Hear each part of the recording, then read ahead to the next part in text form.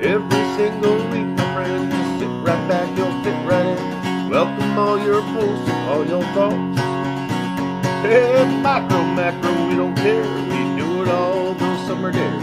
Call us crazy normals, but we're not. Yeah, call us crazy normals, but we're not. You can call us crazy normals, but we're not. Well, good day, YouTube, and welcome to another episode of the Albino Rhino Beer Review. I have Booberry here with me. You almost forgot. You almost forgot. I was just going to call you somebody else. That's okay. And we're going to drink a beer that I know she's not going to really like. This is going to be Commodore Perry, which is a double IPA from the Great Lakes Brewing Company. Am I seeing that right? Yeah, you're seeing the that, bits? Right? Yep. Your bits. Anyway, so Commodore Perry is 7.5% alcohol. It's a gold medal winner at the World Beer Championships. On here it says, don't give up the sip. Since the Great Lakes contain 1/5 of the world's fresh water, and our beer is over 90% water, our battle cry is, don't give up the sip. Okay? Yeah. So, Cleveland, Ohio, Great Lakes Brewing Company. WTF, Great Lakes. WTF.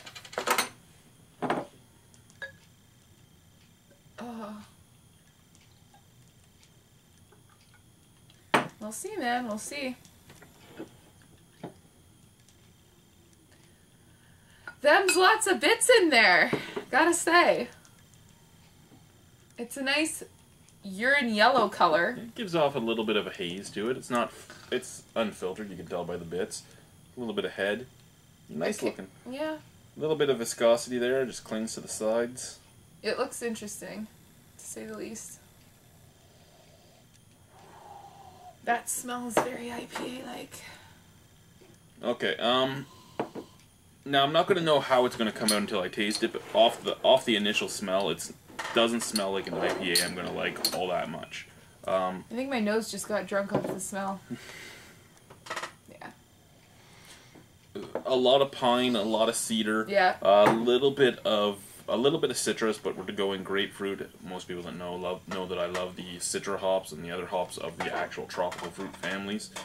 This citrus fruit family, the grapefruitish scent, not as much, but you know what?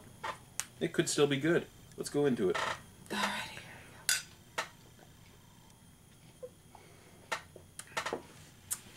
we go. Ooh. Them's a bitter beer. Very bitter. Yes, but unlike a lot of the ones we've had, this is actually mixed fairly well. At the end, it rolls off. Like, the bitterness rolls off to that citrus that you were talking about, eh? You can tell it. That's what it does after. Got a lot of bitter. You still get some in the aftertaste, but again, some of it rolls away with the citrus. Hits your tongue, nice and sweet. Right after that, you hit to the bitter notes. You're getting the cedar, you're getting the piney. You are getting the grapefruit sourness. And like you said, it does roll off. It goes into more just citrus. But there's still a little tang of pininess there. Yeah, but definitely. This is still a very nice beer. Not so bitter that it makes it unrefreshing. I mean, it's refreshing. It's a little too... It's 90% water. It's refreshing. Sorry, it's a little, go ahead. It's a little too bitter for myself personally to drink all the time, but to sit down and have a few of, I could easily do that with this. And yes, I know, it's... Before I get the trolls out, no, I'm not saying it's, oh my god, it's a bitter beer. I'm saying, for me personally, there's too much bitterness in this for me to enjoy all the time. I'll say it. Oh my god, it's a bitter beer. I'll say it for him. I don't know, my rating, I'll give it like a 3. It's a 3. That's what it is. No more. Just a 3. I'm gonna give it a 7. I could buy it again, as I said. I just wouldn't buy more than 1 or 2 bottles of it. I find it fairly refreshing. It would be nice on a hot summer day.